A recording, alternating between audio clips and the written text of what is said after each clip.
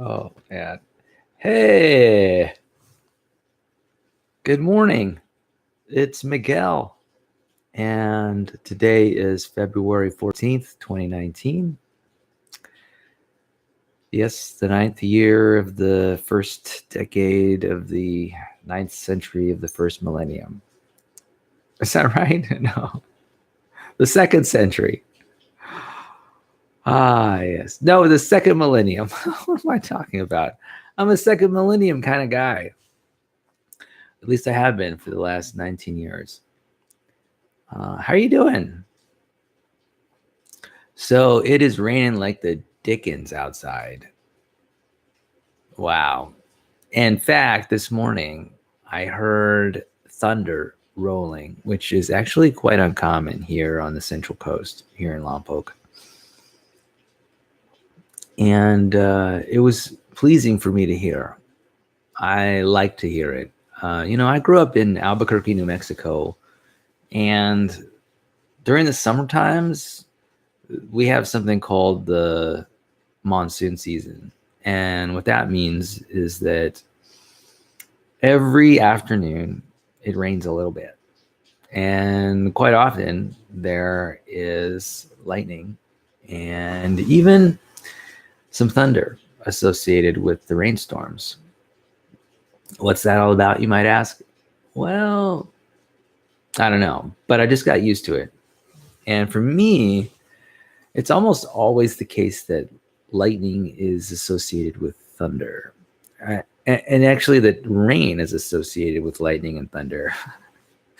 But here, when I got to California, I found that that wasn't the case, that lightning didn't happen very often. And I thought that was odd.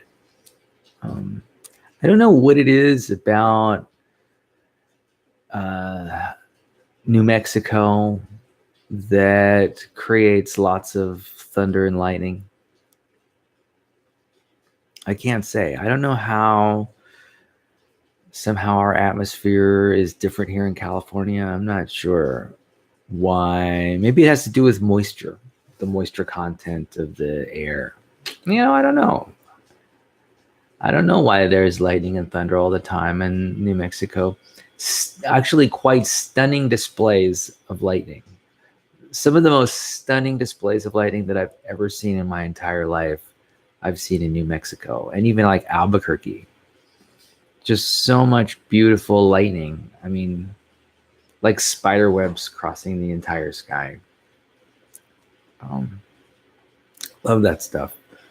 And I don't think I've ever been like afraid of thunder. I mean, it's taken me by surprise at times, but I kind of like hearing it. I like the slow roll of some of the longer thunder sounds. It's really pleasant to be around. I like it. So something that has my attention lately is that I'm listening to an audiobook. It's J.K. Rowling's book in the Harry Potter series. And the book I'm listening to is The Goblet of Fire. And this is a story where Harry Potter is selected to be a champion for his school in the Triwizard Tournament. And I've gotten to the point where he's just defeated the dragon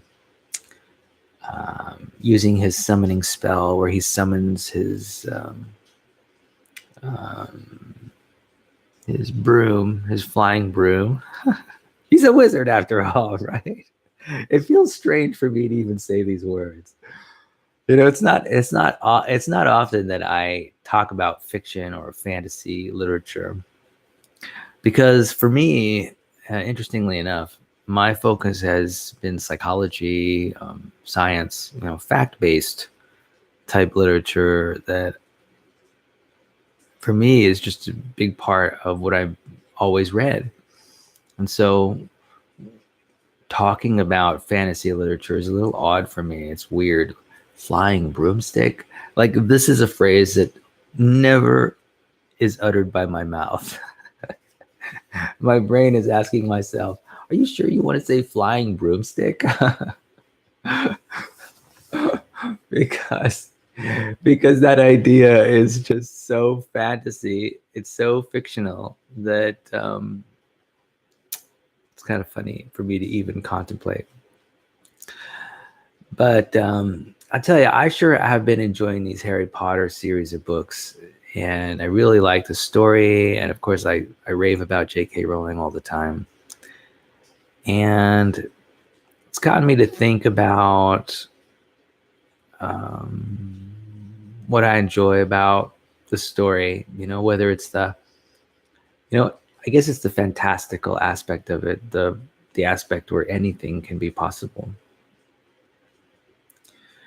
And I also like just J.K. Rowling's storytelling style. She could, in my mind, J.K. Rowling could write a story about anything, and I'd be paying attention to it. Yeah, whatever genre she chose to write in. So, what else is going on in my life? Well, today's Valentine's Day. That's something that's of note. So, today is Valentine's Day, the day for lovers, the day devoted and set aside for love. It's kind of interesting. Love, for me, is just another form of gratitude. And gratitude is just a synonym for Thanksgiving. In a way, this is the second Thanksgiving. It's viewed entirely differently. Because love, what is the difference between love and giving thanks?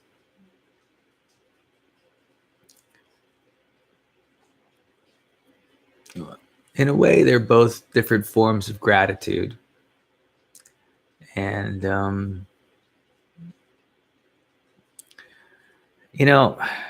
I guess there's like a variation in intensity.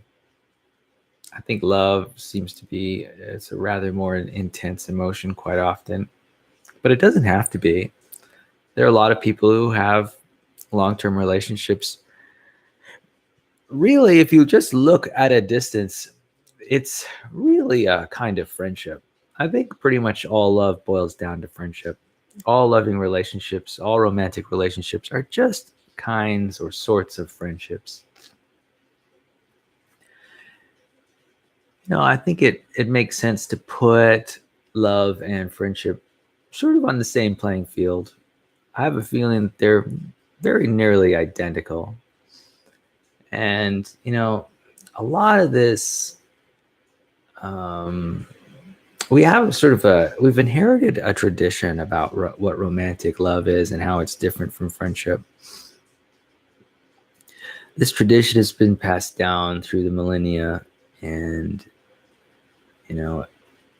we have special ideas about, say, special parties, about people who've committed to being sincere friends. Oh no, that's called the marriage. The marriage, the wedding party. Anyway, it's just celebrating friendship, right? People coming together, enjoying each other's time. Of course, there's part of this baggage that we brought in by our culture through the years is this idea about longevity. And, apparently for a lot of people, it's a very important component of a friendship. And, it's kind of funny. These like good relations that people have with one another, I think that they can be enduring. In fact, some of the finest friends I have are friends that I just never see. Like I haven't visited with them for like 2, 3, 4 years. But they're still my friends.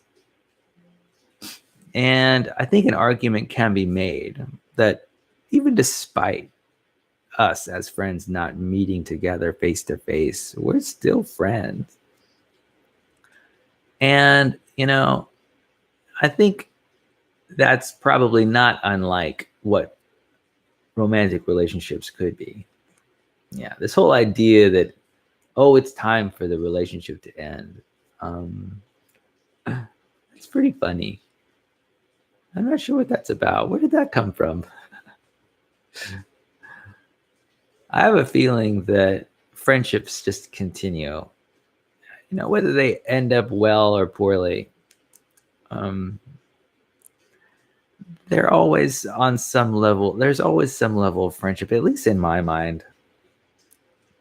There's always some level of friendship between all people. Anyway, so I'm happy to be enjoying and perhaps celebrating today's celebration of love, relationships. And in fact, I think I made a cheesecake a couple days ago. And so my plan is to bring my cheesecake to work and share it with the group. And I'm actually debating on how I could or ought to decorate the cheesecake. I'm asking myself whether I want to put some sprinkles on the cheesecake. Why not? And I actually do have some heart sprinkles, so I could sprinkle the cheesecake with hearts as a way to honor the holiday today. So I think I'll probably do that. And that could be a fine way to sort of acknowledge the special day that today is. So last night I enjoyed my welding class that I go to regularly, and it got me thinking about welding in general, about how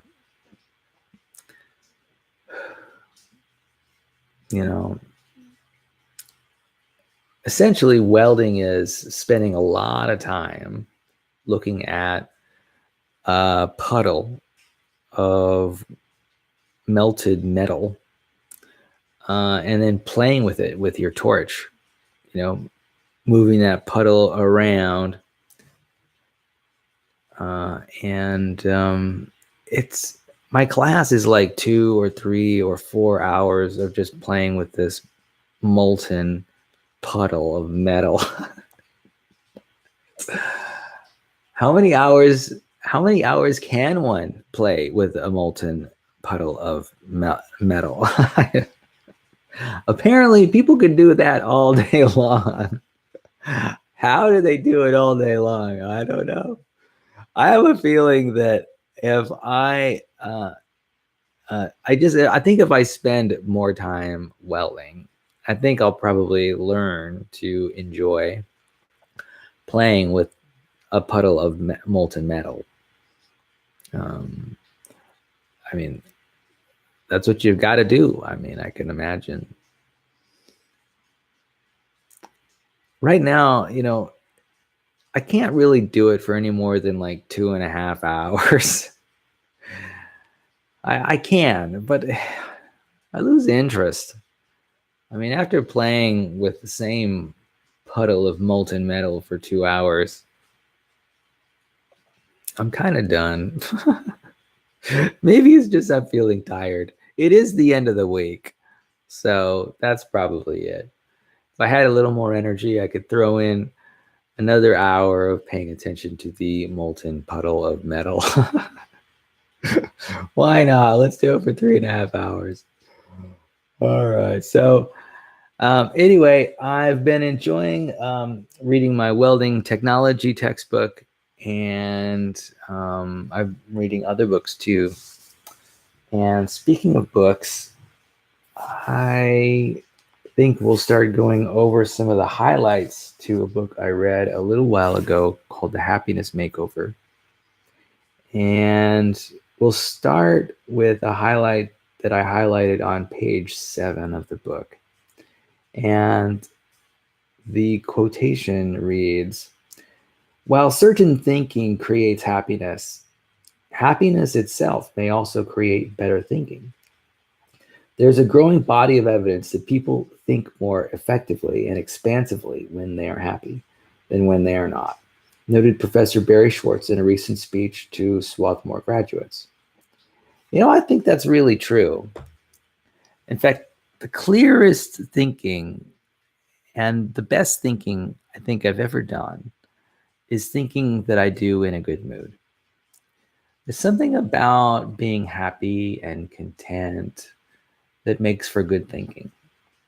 Um, I think a lot of it has to do with just this willingness of my mind to consider new ideas and to make what I'd call neutral judgments about the world. You know, it's easy, right, to sort of integrate patterns of behavior and situations when you're happy, when you're doing well. When you're unhappy, what happens is I think the focus of my attention seems to target like a laser the problem, and that distorts everything in my field of view. you know, sometimes I'll lose sight of certain ideas or people or objects because I'm over focusing on the problem, right? I'm engaged in the problem solving mode, and everything else just becomes a little bit distorted. That external, the problem that I'm focusing on, it becomes this logical jigsaw puzzle that I'm assembling, right? Finding a solution, seeing how things match, um, figuring out where the gaps are, when in that circle of my attention, that laser-like focus does a wonderful job of helping me with problem solving. But it also distorts everything else in my peripheral vision. Like I'll ignore like stuff that makes me happy, or I'll ignore all kinds of extraneous material that's not related to the problem at hand. And that that changes my perspective a little bit, enough to affect my judgment.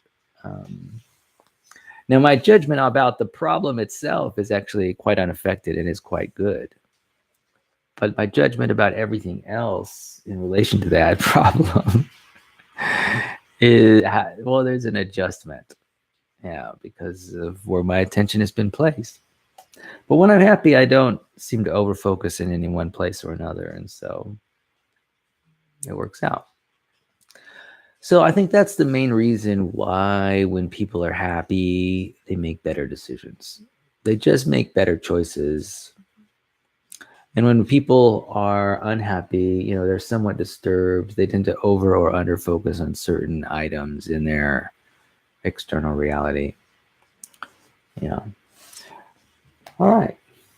Next highlight. This is a highlight on page 7, and the passage reads, since Aristotle, philosophers have distinguished between hedonistic happiness, happiness is a feeling of pleasure or contentment, and eudaimonic happiness, or eudaimonistic happiness, which arises out of satisfaction with one's actions and character. So this is actually a really important point. Eudaimonistic, that's a word that is not easy to say. Eudaimonistic. Much of the happiness that I derive from life, I'm noticing, is eudaimonistic. And it comes as a result of me reflecting on my behavior and how I am acting in alignment with my values. That's where a great deal of my happiness comes from.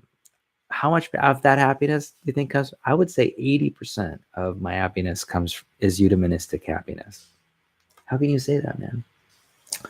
Well, I take pleasure in living just like everybody else, right? But I also take it for granted. Like my back is not hurting right now, and that's wonderful. I'm loving the fact that my back is not hurting. But here's the thing. When my back is not hurting, I'm not thinking about it at all. I'm thinking about other things like, I don't know, school or work or what's on the internet. And so I don't derive a lot of happiness from the fact that my back is fully functioning. Which is bizarre, because when my back is not fully functioning, that's all I can think about. And I'm quite dissatisfied. Um, so my day-to-day happiness, I think, really does come from my behavior and how I act according to my values. The meaning of my behaviors. It's not even my behaviors either, which is kind of funny. Primarily, the happiness in my life comes from not my behavior specifically, but what I think about the meaning of my behavior. I have certain behaviors that I perform. And for example, I am on YouTube right now, live casting a message to you, Emily, my daughter. I am gathering happiness right now, pleasure, not necessarily from being on YouTube streaming and speaking the words that I'm speaking. I mean, I get some pleasure from that, but that's not where a lot of my happiness comes from. My happiness really arises from the contemplation about the meaning of live streaming to my daughter. That's where the happiness arises. It's the meaning that I've given to the action. It's not, for me, it's not about live streaming on YouTube. There's nothing special about it. There's nothing special about me talking into a camera. I've been in front of cameras for many, many times. There's nothing special about the behavior in itself, but the meaning that, say, I overlay on top of the behavior, that is where I gather my happiness. That every time, like during the day, during the rest of the day today, I'll reflect back on this time that I spent live streaming to you. And I'll feel pride that I did it. I'll feel joy that I accomplished it. It's something I'm happy about. Like, I know that I'm going to be live streaming to you tomorrow. And that thought makes me happy. For me, it's about completion, right? It's about the intent to connect, right? That's really what it's about. Say, Miguel has an intent to connect with his daughter. That in itself is virtuous. The actual performance of that action is not that important to me. I just don't get a lot of joy from it. But I do like sort of thinking ahead or reminiscing about having done it, and it's the reasons that I'm doing it that make me the most happy. It's not the actual doing. So it's kind of interesting. That is, in my view, is the definition of hedonistic happiness. It's about feeling pride for your behavior, right? It's not just pride. It might even be thankfulness that I have, that I can do it. It's a kind of gratitude that it happened, right? It's a satisfaction, right? It's a satisfaction about one's behavior, that it's right? That it's meaningful, that it's important, that there are benefits. And it may not be that these benefits happen instantaneously. The benefits may be accruing continuously, and I may not be experiencing them for years. And that's okay. Because what could sustain me is just the happiness of knowing that I did it. Yeah. So I think that's where a lot of my happiness comes from. Now, the problem with that is that when my behavior does not meet my expectations, when my behavior does not meet my standards, then that's a problem. Because it can really sort of torture, my mind can torture itself. When my behavior does not sort of satisfy my very high expectations. It's kind of funny. Now, there's also hedonistic happiness, which the quotation brings out, which is just pure joy and pleasure, right? Maybe it's the mouth pleasure when you're eating food. Or maybe it's the pleasure of a new scent, a new cologne, a new perfume. Maybe, what can hedonistic happiness be, but say maybe a massage, or taking a shower, going to the sauna, spending time in a whirlpool. That's hedonistic happiness. And you know what? It exists all the time. And I think hedonistic happiness is something you can get tired of. Like I took a shower this morning. And by the way, I enjoyed my shower very much. But after a while, 5 or 10 minutes or so, probably more like on the order of 10 minutes, after 10 minutes, it ceases to satisfy me. And, I want to get out. So that's actually kind of an interesting thing about hedonistic happiness, in that it's so fleeting, right? It's temporal. Whereas eudaimonistic happiness, I mean, I can be satisfied with the virtue of my behavior forever, right? In fact, every time I think back on the action that I took to stream my image to you as a form of connection, every time I think about that in the future, my appreciation of it just increases, right? I become even more happier than I first expected. So now, one thing about this happiness too is that it's subtle. Happiness, as a real upon sort of observing your good behavior, that is a very subtle pleasure, right? In fact, it's a pleasure that I don't know if people, can you even notice when other people are sort of daydreaming about their virtuous behavior? But you know what? I think it is the source of a lot of happiness. Maybe I think even it might even be the source of 80% of happiness that I derive real pleasure from. I think it might also be the source of 80% of the pain as well. So it's not like you get off scot-free. There's always consequences to behavior in real life. Oh man, my brain is tired. I got some sleep last night, but I didn't get a whole heck of a lot. My poor brain is struggling right now. So I think what I'm going to do is just put this on hold and bow out of this streaming video right now and take a 20-minute nap. So, I just want to say how much I love you and appreciate you. I hope you have a wonderful Valentine's Day today. I plan to have a good time going to work and sharing my expertise and skill in cake and pie making. Yes, I have skills in cake and pie making. And I wish you a wonderful day. And I would like you to know that I love you very much. And I'm looking forward to getting to talk with you and spend some time with you in the future. All right. Peace, girl. Out.